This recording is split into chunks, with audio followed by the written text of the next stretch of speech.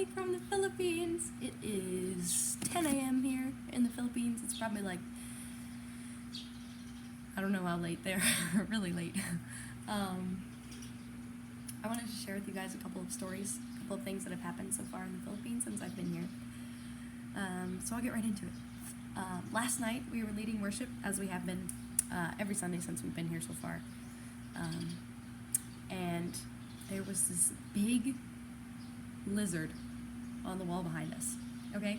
And lizards here are kind of intense. They are about this big sometimes, and if you get close enough to them, they'll either jump off what they're on, or they'll start running at you, and they'll grab a hold of your skin and just hang on until you put them over a flame, okay? So it's pretty intense. And the locals who are worshiping with us, specifically a couple of like these teenage girls, really struggling to focus because of this lizard. They're just like giggling and like, oh my goodness, these Americans should be afraid of this lizard. You know, they're just really distracted.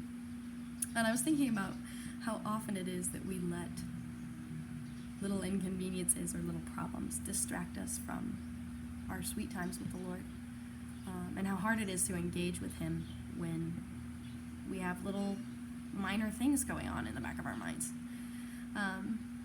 Similarly, last Sunday I went to church in the city. So the city is about 2 hours away, and in order to get there by public transport, you have to take one tricycle, which is like a passenger motorcycle, all the way down the mountain, and then you take 2 Jeeps, one north and one west, because the Jeeps go in like back and forth.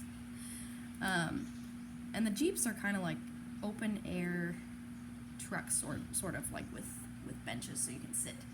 And on these Jeeps, in Filipino culture, you just kind of stuff in.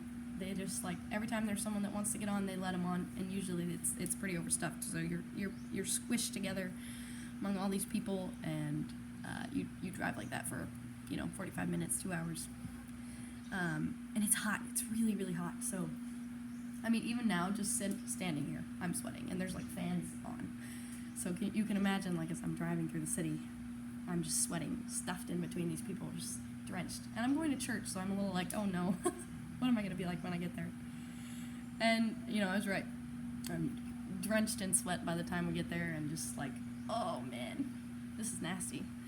But then we go in, and everyone is so welcoming, and then the worship begins. And this is just such a vibrant community. I can't express how beautiful it was to just worship with all these beautiful Filipinos singing and praising the Lord. It was really incredible. And I was thanking God, thank you, Lord, for letting me be able to focus and to dwell on you, even after coming out of, just like sitting for 2 hours, just drenched in sweat, and like, it's very unpleasant. And I was just praising the Lord that He gave me the ability to worship anyway. I just think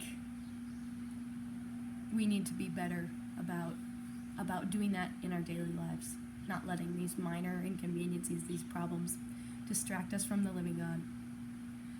And a verse that goes along with this that I wanted to share with you, we've been memorizing this with the kids, is whatever is true, whatever is noble, whatever is right, whatever is pure, whatever is lovely, whatever is admirable, if anything is excellent or praiseworthy, think about such things. Philippians 4:8. Yeah.